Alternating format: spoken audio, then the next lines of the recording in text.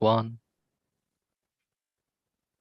Hey, everybody. Welcome to the Daily Objective. Looks like another solo episode by yours truly today. We need your support. Please leave a like and super chat your thoughts and questions ASAP to support the network and to keep the information and opinion flowing.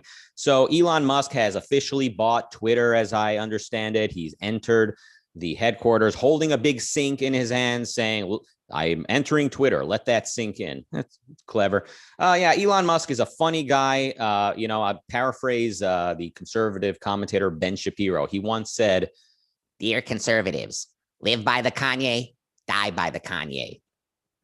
Talk about the last of the Jewish prophets. Am I right? And I've long said the same thing about Elon Musk. You think you know this guy, like you think he's your guy. He's your guy now. 10 years ago, he was an environmentalist kook getting subsidized by the government, as you might have categorized him controversially. He was always a very mixed bag is the point I'm saying. Today, he's seen as this anti-social justice, anti-leftist hero to some. And you don't really know where history is taking us with this. But now that he bought Twitter, people think, oh, finally, happy days are here, right? Like no more shadow banning, no more banning anybody, no more censorship, no more this. Like everything's going to be great from now on. They're like Obama fans back when Obama was first running for president. There were these people at his rallies telling interviewers like, this is amazing. I'm never going to need to pay my bills again if he wins. Like life is going to be utopia. Yeah, I mean, you got to sort of ask yourself, how did Twitter get here in the first place? Was Twitter not in the first place sort of the alternative news? Like, was it not like the alternative to the mainstream media? Twitter was a place where everyone can have a voice. And I guess people would say, yeah, but the left took over it. Or, the Silicon Valley people, they're, dedicated leftists. I would say the evidence clearly shows that people in Silicon Valley, for the most part, they do want to have a dialogue. They do want to let Republicans or conservatives have a voice. And as you can see, people like the aforementioned Ben Shapiro and many others flourish on social media. They get ungodly views and make ungodly money using social media. But what do you do when some of the most unsavory elements of society begin to become part of this conservative tent? So someone like Alex Jones, listen, I know people are going to get triggered. Like, what did Alex Jones ever do wrong? Everything he ever said came true. That's when this is the way conservatives are speaking. Are they not basically casting themselves out of polite society? Like, are they not making it impossible for social media to give them a place when that's what they're like, that's who they're associating with, and that's what they're saying? Everything Alex Jones said was true. If you needed to, if I gave you an exercise and said, if you gave me an exercise and you said, have somebody do something that nobody would be able to defend, like have somebody behave in a way so that as many people as possible want nothing to do with this person, what would you have the person do? I think I would say, have the person do something that upsets the families of Sandy Hook. That would probably be the number one thing. I think that casts you out in society even more than 9/11 families. Basically, it's the Sandy Hook shooting is like the most horrific thing in recent history, maybe ever. Just the most horrific thing that people just cannot grapple with. They can't even grasp how horrific it is. And so if you had to basically tell someone, do one thing that's going to make as many people hate you as possible, I would say, well, the thing to do then is to upset the families of those children, to upset those grieving parents. And then, of course, Alex Jones, being the unhinged moron that he is, did exactly that. And now he's like a right-wing sweetheart. Like Steven Crowder had Alex Jones on immediately after the verdict and for the last several years. This is seen as, the left versus free speech. So Alex Jones is on the right, and then anyone who wants him boycotted, anyone who wants him removed from social media or from anything, anywhere, anyone that doesn't want Alex Jones to be treated like a normal member of society, but would rather see him outcast, is on the left.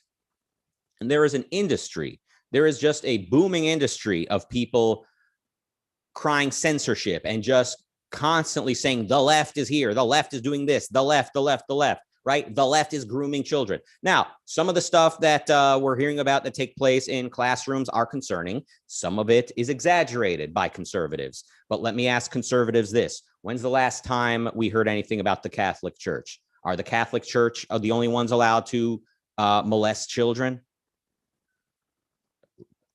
What would you rather, I hate to ask this, what would you rather children be subjected to? Forcible rape by Catholic priests or being taught about homosexuality in 3rd grade? Which one is worse grooming? Do you see there's a little bit of a selective outrage all over the place? And of course, the left, Democrats, whatever it is, the social justice warriors, if they're still called that, the woke left, they're equally, if not more, selective with their outrage. I understand all that. And what do you do? So what do you do with Twitter? Like, what's Elon Musk? What can he do with Twitter if it becomes a complete free for all? Because in his letter to the advertisers, he said, dear advertisers, look, I do want to have a place for free speech, but also we don't want it to be complete free for all. People can be able to select, if they want it to be like family friendly or completely uncensored. Okay, so if people go with the uncensored version of Twitter, which everybody will, every adult will, because they want to see what's happening on Twitter. They want to see what's happening in the culture. You're going to have people, actual Nazis, not just, people who made a joke once, but like actual Nazis. You're going to have actual fascists, authoritarians who wish to, they've got questions about World War II. They've got questions about the death count. And, they're saying, maybe the Jews who were kicked out of all those countries through history, maybe they had it coming. They're just asking questions, right? So what are you going to do when these people are, suggesting that the Jews are orchestrating everything around us and that the only way out of this is for this Christian nation to identify its own Christianity and to expel non-believers, such as the aforementioned Jews? You could say, okay, well, yeah, everyone should have free speech. Okay, then Twitter just becomes a dump. Twitter then becomes, BitChute.com. You go to BitChute, it's like they don't curate. So not only do they allow everyone to speak their mind, but they don't curate content. So whatever gets the most views is right there at the top. And you see, the top, the video the Jews don't want you to see about World War II. That's like that type of thing. Everything's Satan, Jews, pedophiles, and just name the conspiracy theory and it's trending on BitChute. So is that going to be Twitter? Or is Twitter going to say, okay, you know what? We will allow everyone to speak, but we'll curate content so that the more like agreeable mainstream opinion is trending more than, the freaks and conspiracy nuts. And then what do we see then? Then we see the Steven Crowders of the world crying victims saying, oh, so conservatives are being shadow banned, conservatives are being curated against. So there's really the social media companies, they're really damned if they do, damned if they don't. If they want to have any sort of practice standards, right? Like they don't want to allow pornography. Now they're a publisher. Oh, they're controlling us. And yeah, 20 years ago, 30 years ago, whenever I was a kid, I can't even keep track anymore. Being anti-explicit language and anti-pornography and, anti-violent entertainment was like the type of quote censorship. And though some of it actually was coming from the government level, so it was properly called censorship. But, generally when people were looking to boycott or put pressure on record labels, studios, or distributors, it was, against pornography and indecency. Today, it's, of course, you have people, accusing each other of being racist, and you have conservatives accusing everyone of being the left. So just like anyone who you don't like, either if you're on the left, you can just call everybody racist, and if you're on the right, you just call everybody the left. Anyone who doesn't like you must be a leftist cancel culture mob. So Alex Jones was the victim of cancel culture, right? It can't possibly be the fact that he brought grief to the parents of the Sandy Hook victims. No, that's just a blue pill thing to say, right? That's just, what the left would have you. So what does the left even mean anymore? So these two political tribes, right? They don't even have a philosophical categorization. Their differences are truly just tribal. It's like you're either a Democrat or a Republican, or substitute the word Democrat with leftist and Republican with conservative, whatever it is.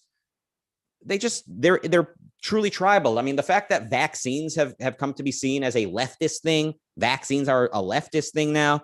And what's like another development that's happened? I don't know. I guess some would say like being sort of pro-war has become like more common among the left, but that's a bit of a trickier one.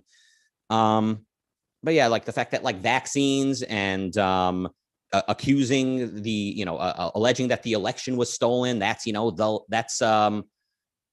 okay, being anti-vax as well as alleging that the election was stolen. These are just like makes you a right winger, right? And the right, they use it the same way. Anyone who disagrees, anyone who thinks that Joe Biden was legitimately elected must be on the left. And anyone who's vaccinated and thinks vaccines are demonstrably safe and effective is on the left. So like, what do vaccines have to do with actual political philosophy, right? Like where's the ideology coming from? Is there any ideology at play here? All right.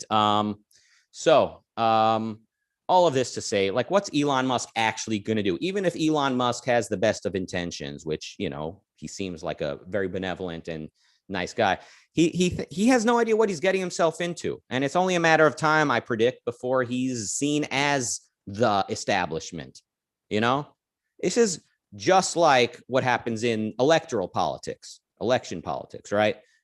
Every time there's a new populist type of either left populist or right populist, a new politician on the scene who's talking about, the Washington doesn't listen to you, or like the state legislature, they don't listen to you, right? Or whatever level, whether it's local or federal. Those fat cats in Washington, they don't listen to you. I'm here to listen to you. And people go, finally, someone who's going to listen to me. Finally, someone who's not just doing it, to line their own pockets. And then what happens if the person's elected? Sooner or later, you realize they're not actually changing the system. And it's not because they're corrupt. It's not because it's not that they all are in it for their own financial interest. It really is that this is what a lobby system brings about. When you have conflicting interests, when you have a government whose job it is to basically distribute favors and to pick winners and losers, somebody's going to lose. So unless the politician is challenging the lobby system itself, and spoiler alert, if that's what the politician is doing, he's not appealing to as nearly as many people. It's basically me and a handful of you who even want that person in, because most people, they want the lobby system. They just want to be the one receiving favors. They want the people to receive favors rather than corporations.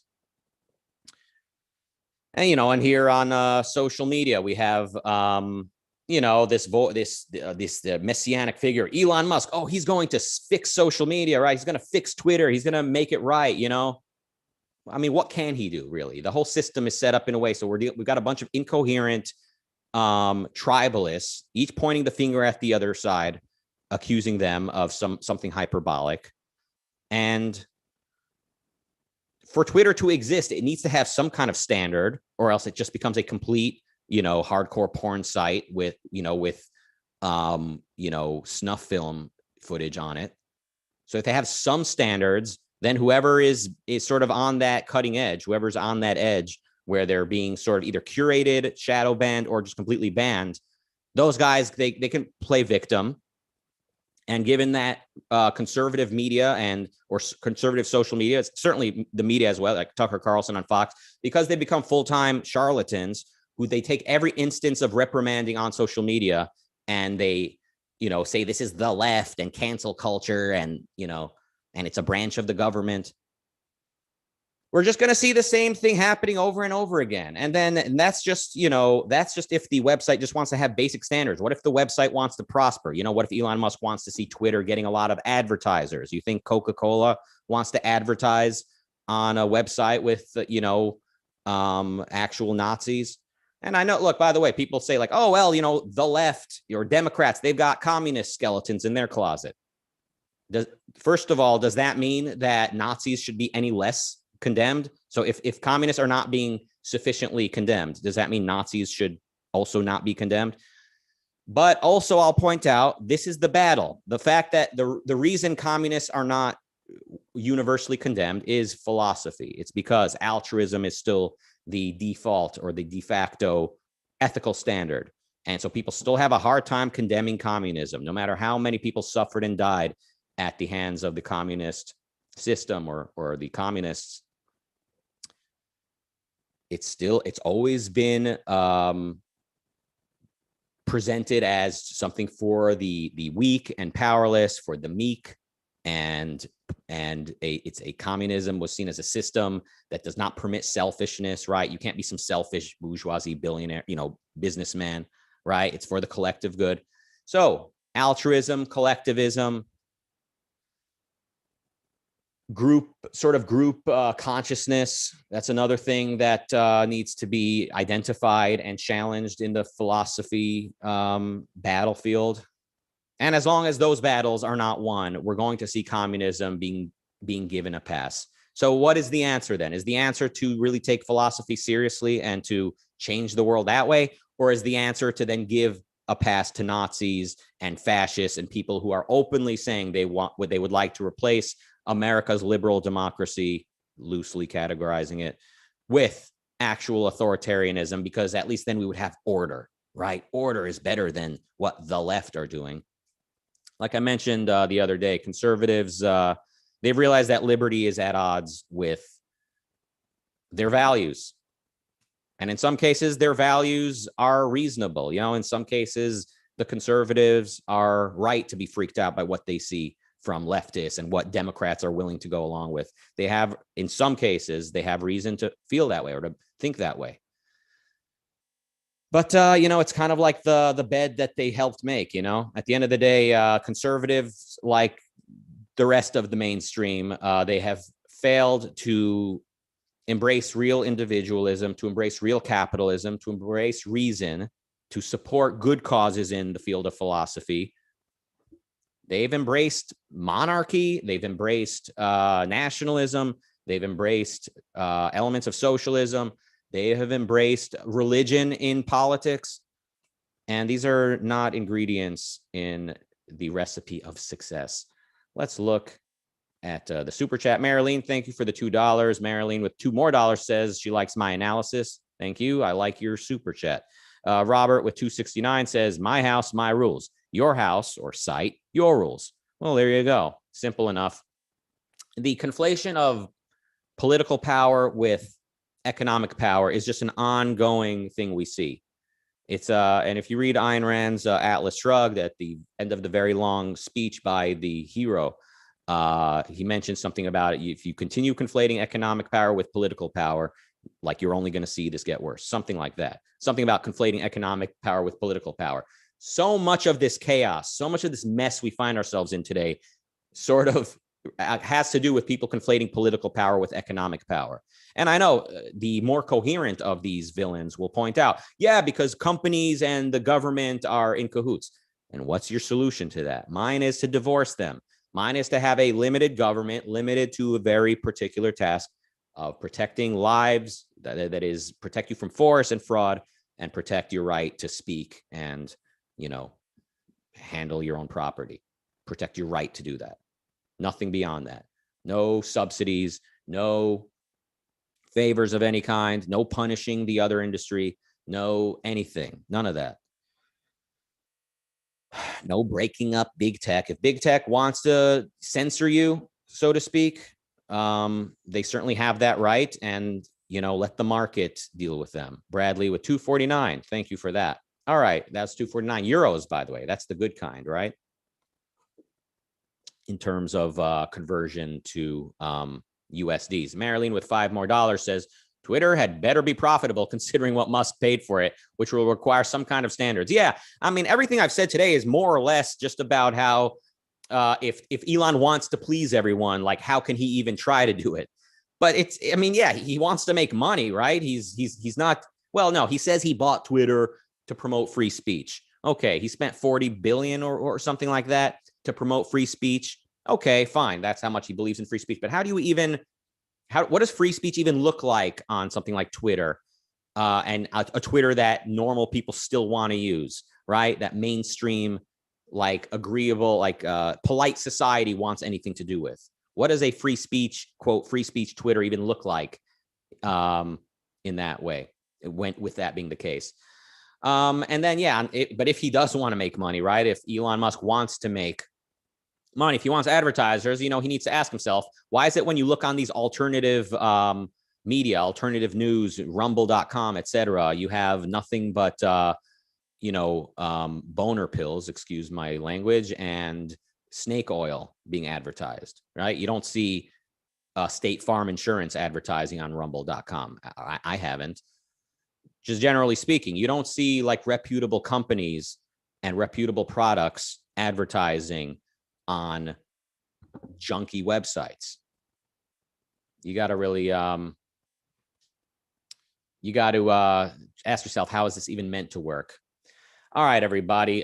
Thank you for joining us today. Bonnie in the chat says, great point. And Bonnie was asking the other day about this painting behind me. And then as the episode was wrapping, I was like, whoa, wait. Are we still on the air? And then we weren't on the air. So yeah, it's a Brian Larson print. It's not a painting. It's a print of a painting. I imagine the original painting is quite more expensive. And then farther back, you can see like by the same artist, a little boy also looking out what appears to be like a window in a skyscraper, but it's like futuristic. The buildings they're looking at are like, I don't think like anything we've ever seen. They're like among the clouds. It's very, very nice and inspiring stuff. But oftentimes the way the camera is situated, because, right now I've got too much headroom, I've realized once we went live. Normally, all you really see is like her bottom half. It's kind of a weird angle. Let's be honest. It's like I'm talking to you and there's like a butt right next to me. It's a little bit awkward, but pardon the pun. I mean, what am I going to do? Redecorate the room, rearrange my art and decor, or what? Move the camera somewhere else? I mean, this is where I stand and work. So this is where the camera is going to be. What are we going to do about that? It's mostly fine. But then like when there's those YouTube shorts, right? That's just like, you just see like me and the butt, and that's it. All right. Thank you all for joining us today. We got, thank you, Kathleen, for £2 saying happy Friday, folks. Yeah, today is Friday. Isn't that nice? All right. And I think we basically covered this in conclusion today. Like, even if Elon Musk wants to promote free speech, what does that even look like on Twitter without Twitter becoming a complete, excuse my language, a shit show? That's point number one. Point number two, the people who are crying for free speech the loudest are the types of people who will never be satisfied. One of the reasons being they have a vested interest in pretending to be censored all the time. Point number two is they conflate economic with political power. And so if websites do discriminate in any way, that's, censorship, quote unquote. And another aspect of it is, they're just straight up lying. Did I make that point already? They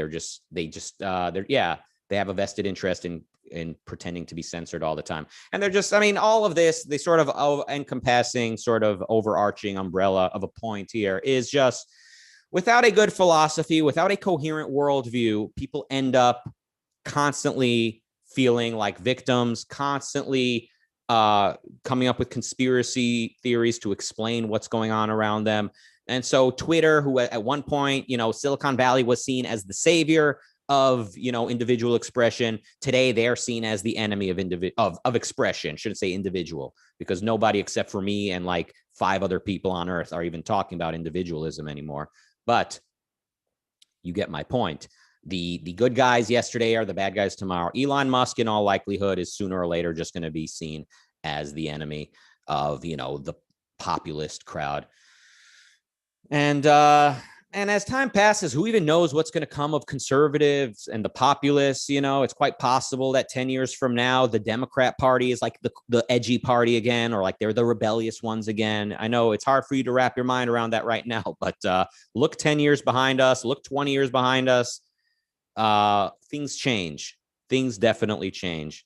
I just hope whichever political party is in power moves us closer to capitalism, closer to individual liberty, bring back abortion rights from coast to coast, and protect free speech from coast to coast, and increase economic freedom. I understand we're not going to have laissez-faire capitalism anytime soon, but I hope the more we move in that direction, first of all, the less damage is done to people's lives, and the more good people are able to pursue good lives.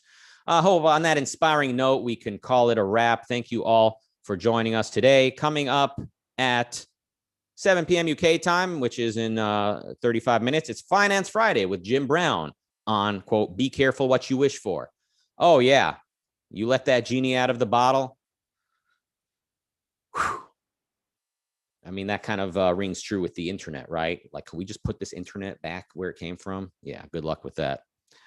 Saturday, which is tomorrow at 4 p.m. UK time, it's Productivity Hub with Nikos Sotirakopoulos on productivity lesson from Howard Rourke for ARCUK members. The session will also be live streamed for YouTube members. Link in the chat. So if you're not a member of this channel, you truly have failed. I'm kidding. You should really consider joining, because not only does it give you access to more exclusive content and life enriching stuff, but you know, it helps the network exist. You know, the lights on are you know, not going to keep themselves. You get my point. We need your support. Thank you all for joining us today. Have a wonderful weekend, and leave us a like on the video on YouTube, and leave us a thanks. Hit the thanks button. Leave us a few dollars or whatever currency you have as a way to support the channel. Thank you and goodbye.